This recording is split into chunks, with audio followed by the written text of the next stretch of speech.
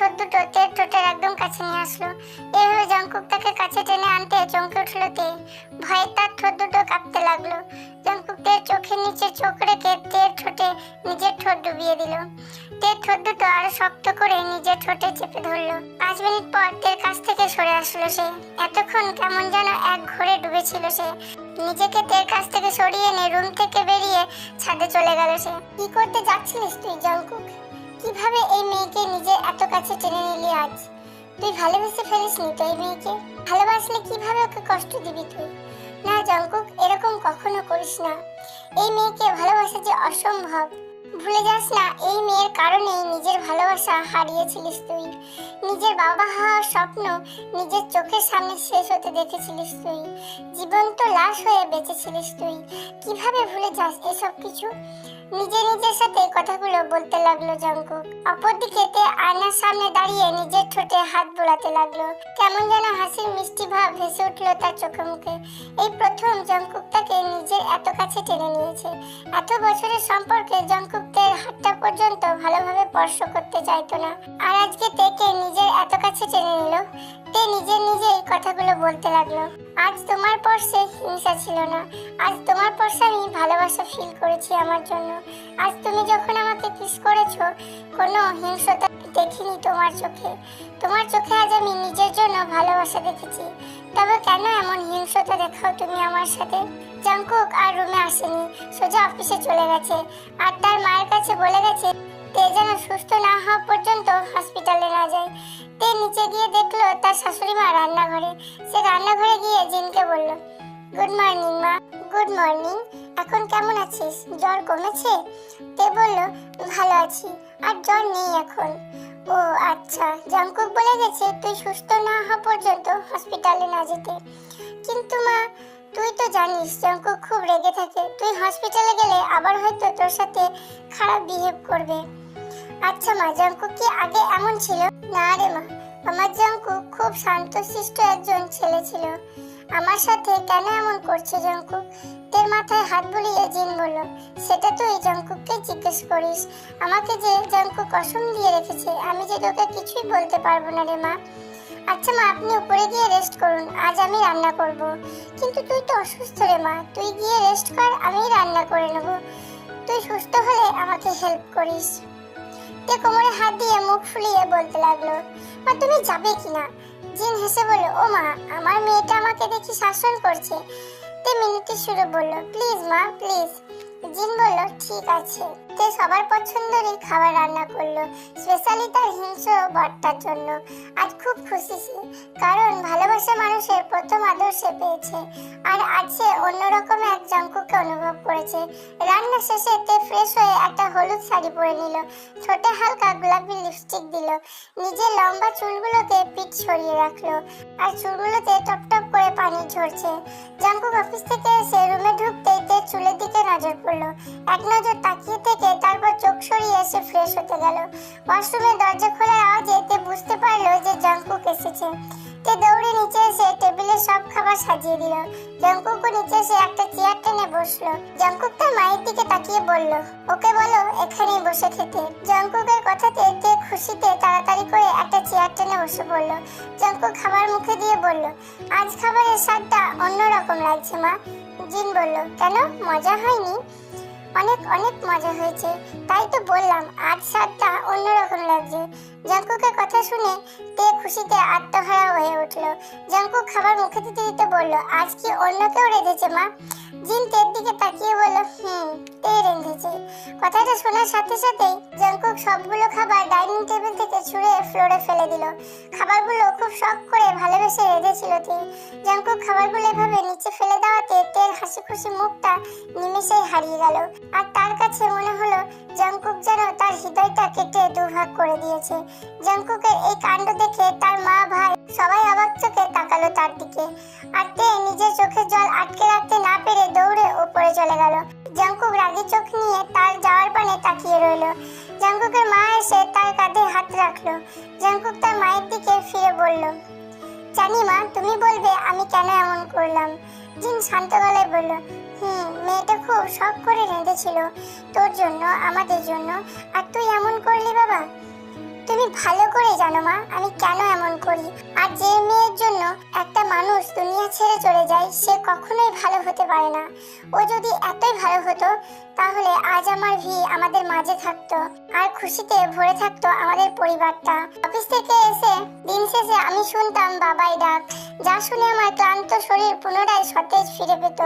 জিন ছেলের মাথায় হাত বুলিয়ে বলল, আমি বুঝতে পারছি তোর মনে কেমন ঝড় বয়ে যাচ্ছে 2 বছর ধরে, কিন্তু আমার মনে হচ্ছে তুই কোথাও ভুলে যাচ্ছিস তে মেয়েটা খুব ভালো রে, ওকে ক্ষমা করে দিয়ে ওর সাথে বাকি জীবনটা সুখে কাটা।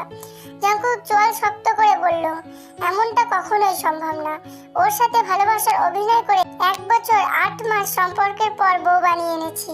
ওকে বউ বানিয়ে এনেছি কারণ ওকে বুঝিয়ে দিতে চাই যে একটা মানুষ যখন কষ্ট পেয়ে তিলে তিলে শেষ হয়ে যায় তখন তার কেমন লাগে। কিন্তু কোনো কিন্তু না মা, তুমি সার্ভেন্টকে বলো সবার জন্য খাবার বানিয়ে দিতে, ওকে?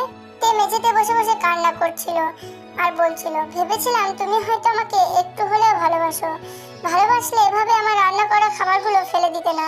সকালে যে তোমার চোখে আমার জন্য ভালোবাসা দেখেছিলাম সেটা তাহলে ভুল ছিল? হ্যাঁ ভুল ছিল। জাঙ্কুকের কথায় তে জাঙ্কুকের দিকে তাকিয়ে আবার অন্যদিকে ফিরে তাকালো। ঘৃণায় ভরে যাচ্ছে তের মন। আজ প্রচন্ড ঘৃণা হচ্ছে তার জাঙ্কুকের প্রতি, কিন্তু ভালোবাসার কাছে হেরে যায় সামান্য ঘৃণাটুকু। জাঙ্কুক তের কাছে এসে বসে বলল, নেক্সট টাইম এটা ভেবে ভুল করবে না যে আমি তোমাকে ভালোবাসি, তোমাকে হিংসা করি। ডক্টর তে, এই জীবন জাঙ্কুক মিশে যাওয়ার পর দ্বিতীয়বার জেগে উঠেছে তোমাকে শেষ করার জন্য। আমার ভালোবাসায় ডুবে তিলে তিলে নিজেকে গভীরে তলিয়ে দেবে তুমি। তোমার ভালোবাসায় ডুবে গভীর তলিয়ে যেতে রাজি আছে এইতে। আমি জানি না কেন এই হিংসতা আজ আমি তোমার মধ্যে দেখতে পাচ্ছি, কিন্তু আমার বিশ্বাস আমি একদিন না একদিন হিংসতার আড়ালে লুকিয়ে থাকা ভালোবাসাটা ঠিক খুঁজে পাবো। জাঙ্কুক বাঁকা হেসে বলল, ভুল ধারণা তোমার, তুমি যা করেছো তার জন্য হিংসতাও অনেক কম। তে কান্নাজড়িত কণ্ঠ বলল, আমি কখনো কারো ক্ষতি করিনি যার জন্য আমার কারোর কাছ থেকে কষ্ট পেতে হবে। জাঙ্কুক কাটকট গলায় বলল, করেছো কি না করেছো সেটা না হয় সময় বলে দেবে। তে জাঙ্কুকের কথায় উত্তরে কিছু বলতে যাবে তখনই তের ফোনটা বেজে উঠলো। এক্সকিউজ মি বলে তে বারান্দায় গিয়ে ফোনটা রিসিভ করলো। কিছুক্ষণ কথা বলার পর জাঙ্কুক খেয়াল করলো ফোনের ওপারে থাকা মানুষটার কথায় তে ব্লাশিং করছে। জাঙ্কুক রাগী গলায় বলল, কার সাথে কি এমন কথা বলছে যে এভাবে ব্লাশিং করতে হবে?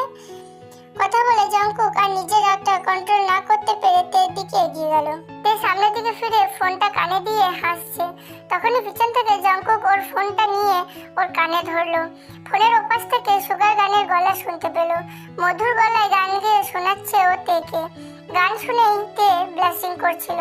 সুগার কণ্ঠটা শুনে জাঙ্কুকের মাথাটা যেন আরো খারাপ হয়ে গেল। তে জাঙ্কুকের কাছ থেকে মোবাইলটা টেনে নিয়ে সুগাকে বলল, পরে ফোন দিব। ফোনটা রেখে তে জাঙ্কুকের রক্তিম বর্ণ ধারণকারী চোখ দুটোতে চোখ রেখে চিৎকার করে বলল, সমস্যা কি তোমার? আমার ফোন আমার কান থেকে টেনে নেওয়ার সাহস হলো কিভাবে তোমার?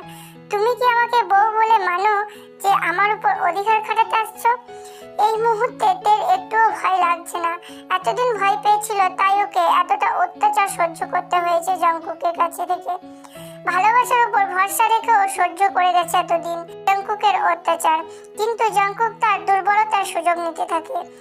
জাঙ্কুক আচমকা তেকে টেনে এনে দেওয়ালের সাথে চেপে ধরে তের একদম মুখোমুখি কাছাকাছি দাঁড়ালো। বিন্দু মাত্র ফাঁক নাই তাদের মাঝে। তে মনে হচ্ছে এই বুঝি জাঙ্কুক মিশে যাবে তার সাথে। জাঙ্কুক রাগী গলায় বলল, তোর সাহস হলো কি করে সুগার সাথে এভাবে হেসে হেসে কথা বলার? থাপ্পড়টার কথা এত সহজেই ভুলে গেলি? তে বুকে সাহস নিয়ে বলল, তোমার সাহস হলো কি করে আমাকে এসব জিজ্ঞাসা করার?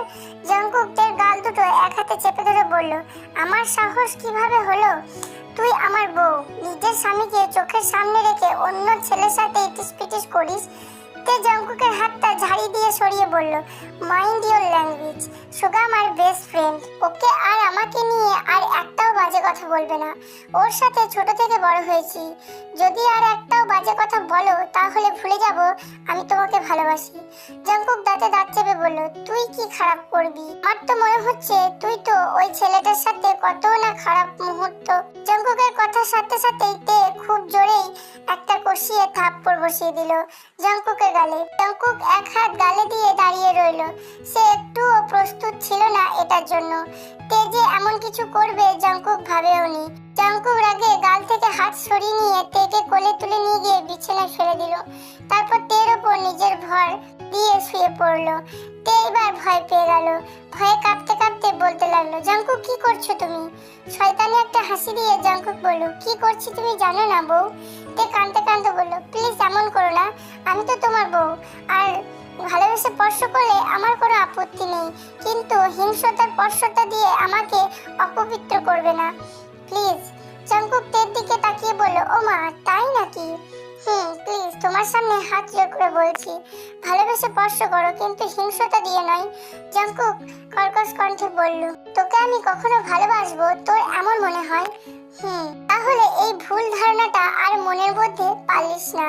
এ হাত জোর করে বলতে লাগলো, তুমি কেন এমন করছো আমার সাথে? আমি তোমার কি ক্ষতি করেছি? কেন এভাবে কষ্ট দিচ্ছ আমাকে? প্লিজ বলো জঙ্কুক। জঙ্কুক তের উপর থেকে উঠে বিছানার এক পাশে বসে পড়লো। তারপর বলতে শুরু করলো, 3 বছর আগে আমার লাইফ, আমার পরিবার, সবকিছু জুড়ে বসবাস ছিল ভিড়। যেদিন আমার হাতটা ধরে এই বাড়িতে আমার জীবন সঙ্গী হয়ে আমার সহধর্মিণী হয়ে এসেছিল, ওই দিন থেকে আমাদের পরিবারে আর আমার জীবনে শুধু আনন্দ আর সুখ ছিল। নিজেকে একজন পরিপূর্ণ স্বামী আর ভিকে আমার যোগ্য বউ আর যোগ্য ভালোবাসার মানুষ মনে হতো। খুব ভালোবেসে ফেলেছিলাম আমি মেয়েটাকে। যতটুকু ভালোবাসলে কাউকে ছাড়া বেঁচে থাকা কষ্টকর, ততটাই ভালোবেসেছিলাম আমি। বিয়ের 5 মাস পর ভি প্রেগনেন্টের খবর আমাদের পরিবারে সবার খুশির মুহূর্ত ভরিয়ে দেয়। তখন বাবা হওয়ার খুশিতে আমার নিজেকে খুব বড় বড় মনে হচ্ছিল। আমার মনে হচ্ছিল আমার পরিবারের আর আমার জীবনের প্রতিটা আনাচে কানাচে খুশি এসে বারবার ধরা দিচ্ছিল। কিন্তু সেই খুশিটা, সেই সুখটা হারিয়ে গেল তোমার জন্য ডক্টর তে। বিয়ের নামটা শুনে তে থমকে গেল। আর সে সবচেয়ে বেশি অবাক হচ্ছে জঙ্কুকের কথাটা শুনে, যে তার জন্য জঙ্কুক আর তার পরিবারের সুখ হারিয়ে গেছে। কিন্তু তে জানা মতে সে কোনো ধরনের ক্ষতি করেনি জঙ্কুক আর তার পরিবারের। আর ভি নামটা তার কাছে অচেনা নয়, কারণ ভি যখন প্রেগনেন্ট ছিল তখন তেই ভি চেক আপ করতো। তে মনে মনে ভাবলো, জঙ্কুকের বউ ছিল ভি, জঙ্কুকের বউ ভি হলে ও আমাকে কেন বিয়ে করলো, আর আমি কিভাবে ওর সুখ কেড়ে নিলাম? ভি থাকতেও কেন আমার সাথে ভালোবাসা অভিনয় করলো? কিন্তু ভি আর ওর বাচ্চা কোথায়? এই বাড়িতে আসার পর একদিনও তো ওদেরকে দেখিনি। তে আমতা আমতা করে বলল, জঙ্কুক, ভি আর ওর বেবি কোথায়? জঙ্কুক জোরে একটা হাসি দিয়ে বলল, তুই জানিস না আমার ভি কোথায়? তে ভুরু কুঁচকে বলল, না। আরে তুই তো আমার ভিকে অনেক দূরে ঠেলে দিলি আমার কাছ থেকে। তে অবাক হয়ে বলল, মানে? তুই চাইলে আমার ভিকে বাঁচাতে পারতিস, আর তুই তো ডাক্তারের নামে কলঙ্ক। তে আমতা আমতা করে বলল, কি বলছো? ভিকে বাঁচাতে পারতাম মানে? 3 বছর আগে বেবি হওয়ার সময় ও আমাদের সবাইকে ছেড়ে চলে গেছে। ওই দিন তোর অনেক প্রয়োজন ছিল। রাত 12টায় যখন ভিড় পেন ওঠে তখন ওকে তোদের হসপিটালে নিয়ে যায়। হসপিটালে গিয়ে জানতে পারি শুধুমাত্র 2 জন ডাক্তারই ডিউটিতে আছে। ভি এই 2 জন ডাক্তারের উপর কেন জানি না ভরসা করতে পারছিল না। ও আমার হাত ধরে বলতে লাগলো, প্লিজ ডক্টর তেকে ফোন দাও, আমার কথা বললেই উনি আসবেন প্লিজ। ভির বেবিটা নর্মাল হওয়া পসিবল ছিল না। ওকে আমি 8 ঘন্টা লাগাতার কল করে দিয়েছি, কিন্তু তুই ওই দিন একটাও কল রিসিভ করিসনি। অবশেষে না পেরে ওই 2 জন ডাক্তার ভিকে ওটিতে নিয়ে গেল, আর 2 ঘন্টা পর ফিরে আসলো আমার ভির মৃত্যুর সংবাদ নিয়ে। আমার ভির ভরসাটা সেদিন শুধু তোর উপর ছিল। কি এমন হতো একবার ফোনটা রিসিভ করলে? ভি ভেবেছিল ওর ডেলিভারির জন্য তুই বেস্ট ডাক্তার। সত্যিই তুই বেস্ট, কিন্তু মন থেকে অনেক অনেক খারাপ তুই। আমি আমার ভিকে হারিয়েছি শুধু তোর জন্য। জঙ্কুকের কথা শুনে একটা বড়সড় ধাক্কা খেলো তে। ভি বেবি হওয়ার সময় মারা গেছে, কিন্তু তাতে তো তের কোনো দোষ নেই। ওই দিন তেও যে হারিয়েছে তার মাকে, মা হারানোর শোকে তার কোনো দিকই খেয়াল ছিল না। এদিকে মোবাইলটিও ধরে দেখেনি সে তার মাকে হারায়, সেই বোঝে মা হারানোর কষ্ট। জঙ্কুক আমাকে এত বড় ভুল বুঝে আমাকে শাস্তি দেওয়ার জন্য এমন করছে। আমি তো সেদিন নিজের খেয়ালেই ছিলাম না, আর আমি তো ইচ্ছে করে এমন করিনি। যদি জানতে পারতাম ওই দিন ভিড় আমার প্রয়োজন ছিল, ছুটে আসতাম আমি, কারণ ডাক্তার হিসাবে যতটুকু পারি একটা মানুষের জীবন বাঁচানো আমার দায়িত্ব, আর বাকিটা আল্লাহর ইচ্ছে। যেভাবেই হোক ওকে বোঝাতে হবে যে আমি ইচ্ছে করে এমন করিনি। ওই দিন জঙ্কুক যেমন ভিকে হারিয়েছে, আমিও আমার মাকে হারিয়েছি। জঙ্কুকের ভুল ভাঙতেই হবে আমার। মনে মনে কথাগুলো বলল তে। জঙ্কুকের দিকে তাকিয়ে দেখলো জঙ্কুক অনবরত চোখে জল ফেলছে। আজ জীবনে প্রথম সে কোনো ছেলেকে কাঁদতে দেখছে। তে জঙ্কুকের কান্না দেখে মনে হচ্ছিল কেউ তার হৃদয়ে অনবরত আঘাত করে যাচ্ছে। পরক্ষণে সে মনের অজান্তেই বলে উঠল, তুমি খুব লাকি ভি। জঙ্কুক আজও তোমার জন্য চোখে জল ফেলে। জঙ্কুক চোখে জল মুছে রুম থেকে বের হয়ে যাবে সেই মুহূর্তে তে জঙ্কুককে ডাকে। জঙ্কুক তে ডাকে তার দিকে ফিরে দাঁড়ালো। তেও জঙ্কুকের মুখোমুখি দাঁড়িয়ে বলল, আমি তোমাকে কিছু বলতে চাই জঙ্কুক। কি আর বলবি তুই? তুই তো চাইলে সেদিন আসতে পারতি, আমার ভরসাটা রাখতে পারতিস। তুমি আমাকে ভুল বুঝছো জঙ্কুক। যে কারণে আমাকে হিংসতা দেখাচ্ছ তোমার সেই কারণটাই ভুল। ডাক্তার হিসেবে আমার প্রথম দায়িত্ব মানুষের বিপদে থাকা। ওই দিন যদি আমি জানতাম তার শেষ ভরসাটুকু আমার উপর রেখেছিল তাহলে আমি ছুটে চলে আসতাম। বিশ্বাস করো, তুই আসবি কিভাবে? তুই তো ফোন না রিসিভ করে আরামে ঘুমাচ্ছিলিস। তুমি ভুল বুঝছো জঙ্কুক। ওই দিন আমার কাছে আমার মোবাইলটা ছিল না। আর সবচেয়ে বড় কথা, ভির সাথে যা হয়েছে আল্লাহ তাআলার মর্জিতে হয়েছে। আর তে কথাটা বলার সাথে সাথে জঙ্কুক তের গালে একটা থাপ্পড় বসিয়ে দিল। তে আর তার চোখের জল আটকে রাখতে পারলো না। দু চোখ দিয়ে জল গড়িয়ে পড়তে লাগলো আর চিৎকার করে বলতে লাগলো, তুমি যেমন তোমার তেকে হারিয়েছো। আরে জান পাখিরা দাঁড়াও, আমার কথাগুলো শুনে যাও।